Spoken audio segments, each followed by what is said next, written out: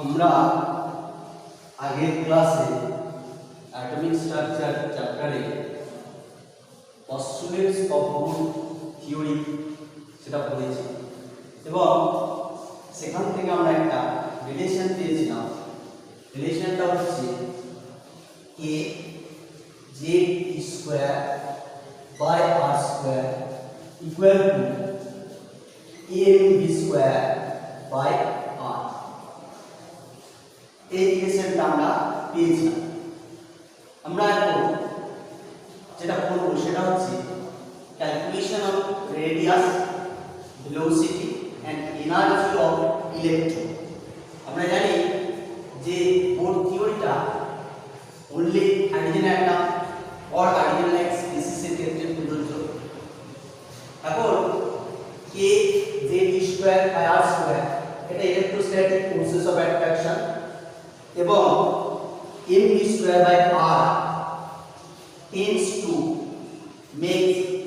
the electron aim from its orbit। অর্থাৎ এই ফোর্সটা centrifugal force, এই দুটো ফোর্স পরস্পরের সাথে সমান হতে হয় for stable circular motion in orbit. আরেকটা আমরা বিষয় পেয়েছিলাম সেটা হচ্ছে angular momentum NVR equal to NH by 2π। এখানে angular momentum is also quantized এবং অ্যাঙ্গুলার মোমেন্টামের যে L ভেক্টরটা সেটা equal to R vector cross P vector. অর্থাৎ অ্যাঙ্গুলার মোমেন্টামটা ক্রস প্রোডাক্ট করে আমরা mvr কে দেখি mvr equal to NH by 2π। এখন এই দুটো ইকুয়েশনকে এটাকে আমি 1 নম্বর দিলাম, এটাকে আমরা 2 নম্বর দিলাম। আর 2 নম্বরকে যদি আমরা স্কয়ার করি তাহলে আমরা কি পাবো m square v square r square equal to n square h square by 4π square.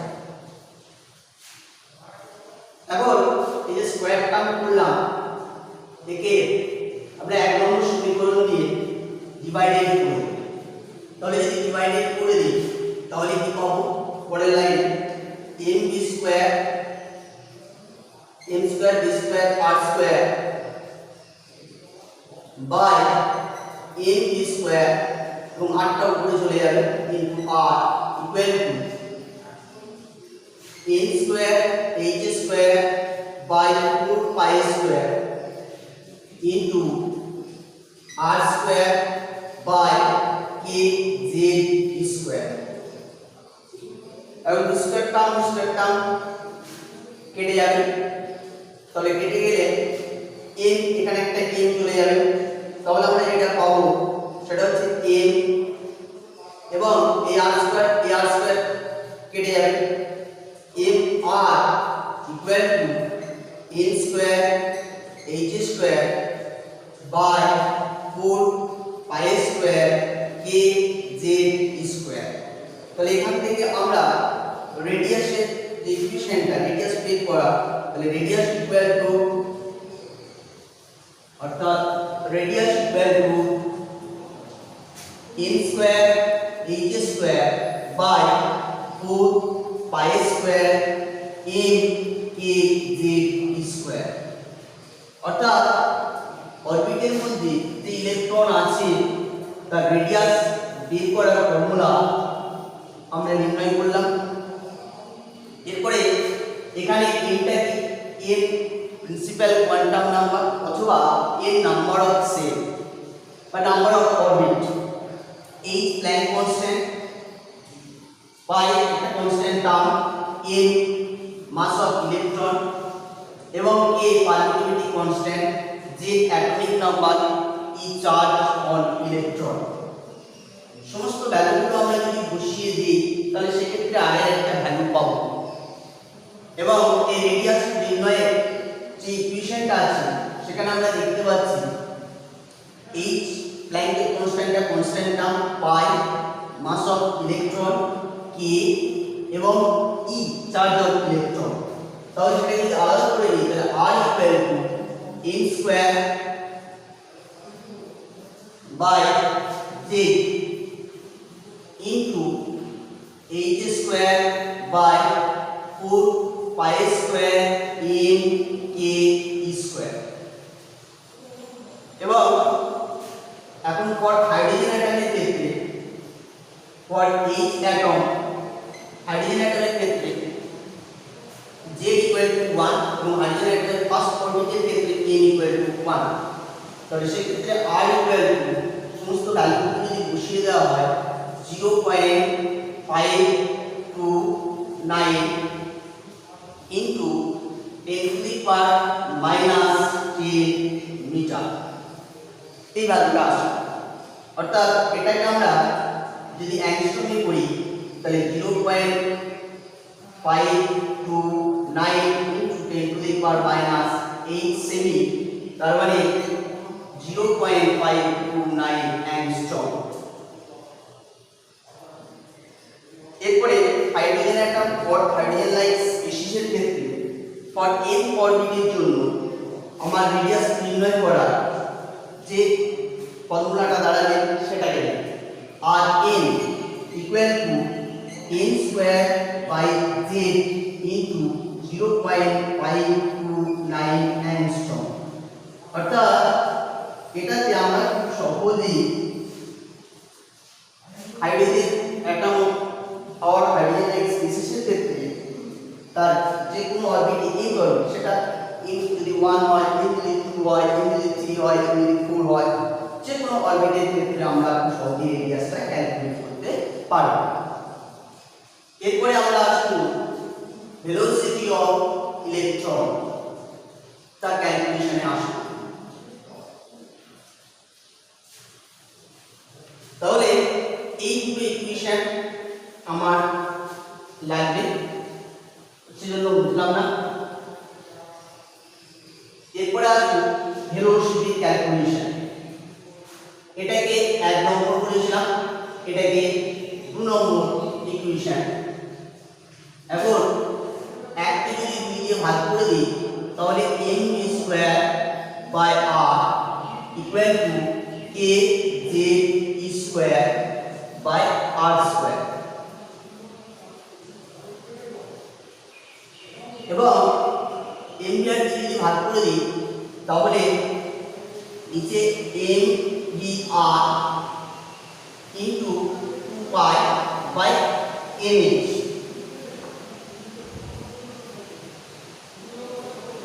এখান থেকে m এর cos হয়ে যাচ্ছে উপরে একটা v থাকছে এই r স্কয়ার cos হয়ে যাচ্ছে অতএব v equal to 2 pi k z square by mh এবং কে একটা কনস্ট্যান্ট টার্ম পাইটাও কনস্ট্যান্ট টার্ম এটা চার্জ অফ ইলেকট্রন এবং পাই হলো আমরা জানি 3.14 h প্ল্যাঙ্ক কনস্ট্যান্ট 2 একটা সংখ্যা তাহলে সেই ক্ষেত্রে ভিটা আমি ভ্যালিডেশন z at n এর সাথে প্রপোর্শনাল এর সাথে ইনভার্সলি প্রপোর্শনাল অতএব v equal to z by n into 2 pi k square by h এবং এখানে যে সমস্ত ভ্যালুগুলো আমরা যদি বসিয়ে দিই তাহলে k এর value 9 into 10 to the power 9 newton metre square log to the power -2 9 into 10 to the power 9 Newton meter square from to the power -2 charge of electron SI value বসাচ্ছি equal to 1.602 into 10 to the power -19 coulomb H এর value 6.627 into 10 to the power -32 joule second বসিয়ে দিলে এবং pi equal to 3.14 or 22/7 velocity और আমরা যদি করি hydrogen atom z equal to 1 এবং first orbit n equal to 1 তাহলে সেক্ষেত্রে v সমান 2.18 into 10 to the power 6 metre per second. এটা সেটিতে করলে 10 to the power 8 হবে। এবং আমরা যদি হাইড্রোজেন লাইক স্পিসিসের ক্ষেত্রে আমরা যদি করি और हाइड्रोजन एटमेর ক্ষেত্রে যদি করি আদার দ্যান ফার্স্ট অরবিট ছাড়া সেকেন্ড থার্ড সেই ক্ষেত্রে তাহলে আমরা Vn equal to Z by n into 2.18 into 10 to the power 6 metre per second. অর্থাৎ এই ফর্মুলায় খুব সহজেই ইজিলি ভেলোসিটিটা আমরা ক্যালকুলেশন করতে পারবো ফর হাইড্রোজেন লাইক স্পিসিস। এরপরে আমরা এনার্জি ক্যালকুলেশনটা দেখব। ইলেকট্রন যখন অরবিটে নিউক্লিয়াসকে কেন্দ্র করে ঘুরছে সেক্ষেত্রে আমরা এনার্জি ক্যালকুলেশনটা দেখব। যেখানে energy of electron that is total energy equal two potential energy plus kinetic energy। আমরা জানি বডির মধ্যে potential energy দেওয়া হয় এবং সেরকমই চার্জ পার্টিকেলের মধ্যেও potential energy দেওয়া হয় এবং সেটা ইলেকট্রোস্ট্যাটিক potential energy বলে। এবং এই potential energy কিভাবে ক্যালকুলেট করা হয়, নিউক্লিয়াস থেকে ইনফাইনাইট ডিসটেন্সে থেকে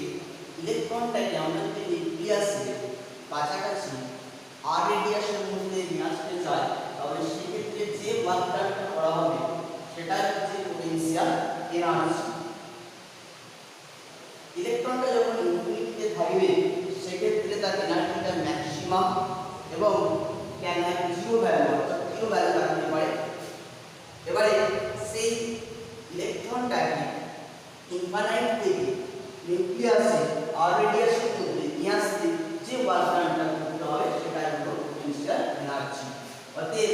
আমরা আলাদা করে E অর্থাৎ পোটেনশিয়াল এনার্জিটা ক্যালকুলেট করি E equal to ZA square by R square, R equal to infinity to R equal to R ইয়া। এবং আমরা জানি এটা একটা ফোর্স এবং ইলেকট্রোস্ট্যাটিক ফোর্সেস অফ অ্যাট্রাকশন এবং সেটাকে R ডিসটেন্সে ইনফিনিটি থেকে R ডিসটেন্সে নিয়ে আসতে যে ওয়ার্কটা হয় সেটাই potential energy equal to minus Z square by R। এবারে কাইনেটিক এনার্জি E কে kinetic energy equal to half mv square.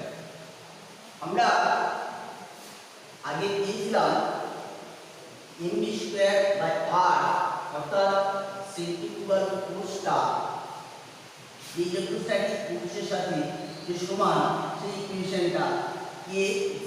Square by R square equal to mv square by R। আর একটা যদি ক্রস করে যায় তাহলে mv স্কয়ার ইকুয়াল টু লেখা যায় k z square by R, তাহলে ইকুয়াল টু হাফ, এখানে mv স্কয়ার ভ্যালুটা বসিয়ে দেব k z square by R। Kinetic এনার্জিটাও পেলাম এবং পাশাপাশি পোটেনশিয়াল এনার্জিটাও পেলাম। এই পোটেনশিয়াল এনার্জি কাইনেটিক এনার্জি থেকে যোগ করব তাহলে আমার টোটাল এনার্জি অফ দ্য ইলেকট্রনটা পেয়ে যাব। তাহলে E total equal to potential energy minus z square by R plus half, অর্থাৎ এখানে একটা কি টার্ম ছিল, কি টার্মটা থাকবে half k z square by R। এটা ক্যালকুলেশন করলে দাঁড়াচ্ছে minus half k z square by R। এখন এখানে R এর ভ্যালু বসিয়ে দেব, R এর ভ্যালু বসিয়ে দিলে কি পাবো, তাহলে minus half k z square by n square h square into 4 pi square n z k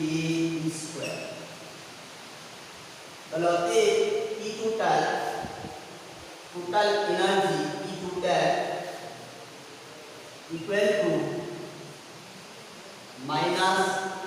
half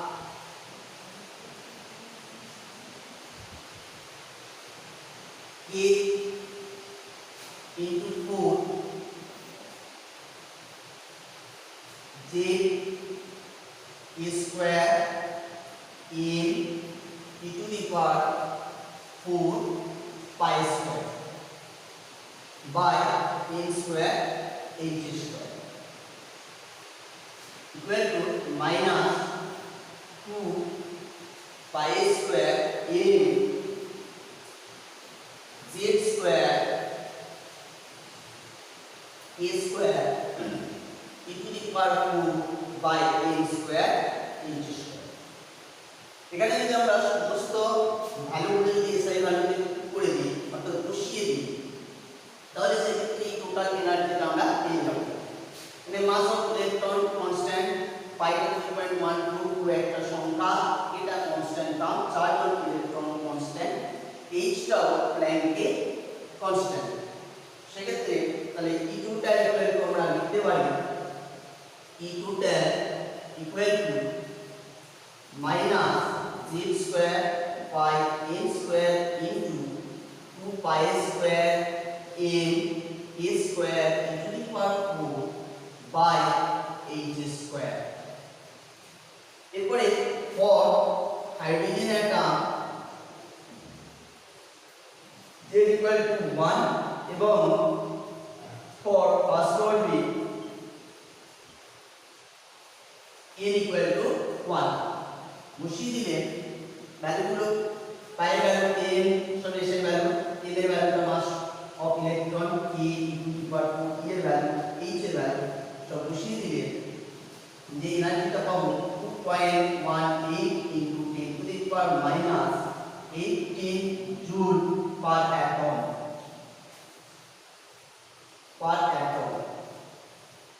এটাকে আমরা যদি পার্ট বলে করতে চাই তাহলে 6.022 ইনটু 10 টু দি পাওয়ার 23 দিয়ে গুণ করতে হবে এবং সেক্ষেত্রে আমরা পেয়ে যাব 1.312 into 10 to the power 6 joule per mole এবং ইলেকট্রন ভোল্ট পার অ্যাটম যদি করি তাহলেও সেক্ষেত্রে এনার্জিটা আসবে কারণ 1 ইলেকট্রন ভোল্ট ইকুয়াল টু আমরা প্রথমে দেখে নেব 1 ইলেকট্রন ভোল্ট সমান কত জুল 1 ইলেকট্রন ভোল্ট সমান 1.602 into 10 to the power minus 19 joule সুতরাং এই জুল পার অ্যাটমটাকে আমরা যদি ইলেকট্রন ভোল্টে কনভার্ট করি বা ইলেকট্রন ভোল্টে আমরা যদি ক্যালকুলেশনটা করি তাহলেও সেক্ষেত্রে এনার্জিটা পাবো মাইনাস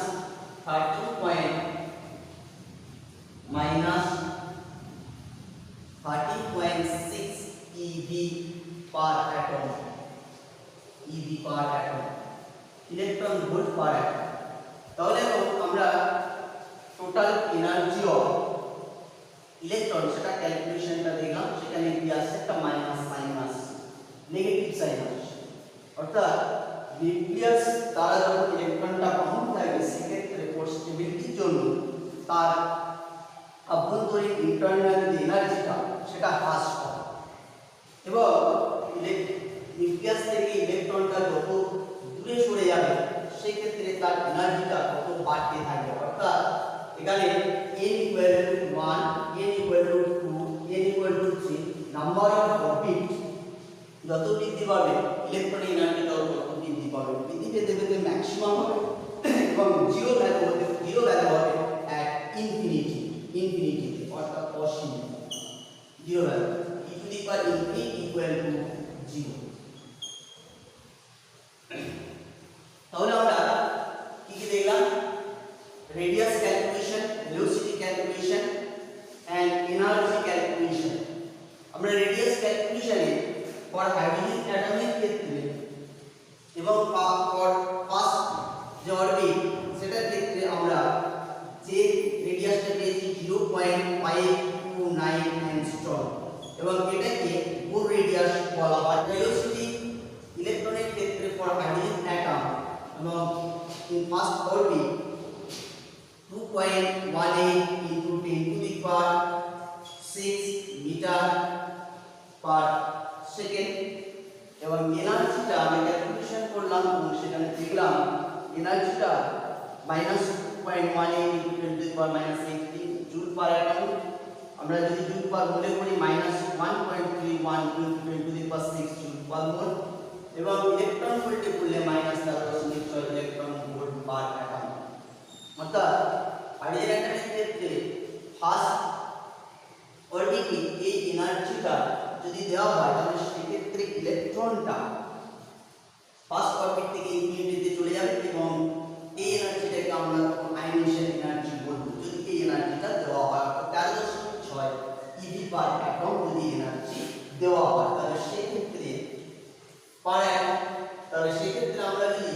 এটাকে মোলে করি তাহলে মোলে যে এনার্জি লাগে সেই এনার্জিটা আমরা যদি দিই তাহলে সেক্ষেত্রে n = 1 থেকে ইলেকট্রনটা n = ইনফিনিটিতে চলে যাবে এবং এই এনার্জিটাকে আমরা বলে থাকবো তখন আয়নেশন এনার্জি। এরপরে আমরা এনার্জি গ্যাপটা দেখে নেব বিভিন্ন অরবিটগুলোতে, অর্থাৎ একটা অরবিট থেকে আরেকটা অরবিটে ইলেকট্রনটা জাম্প করবে বা কোনো একটা অরবিট থেকে আরেকটা অরবিটে ইলেকট্রনটা নেমে নেবে, সেক্ষেত্রে এনার্জি কতটা অ্যাবজর্ব হয় এবং এনার্জি কতটা ইমিটেড হয় সেই জায়গাটা আমরা দেখি। এখন n = 1 এর ক্ষেত্রে আমরা যদি দেখি সেক্ষেত্রে এনার্জিটা E1 =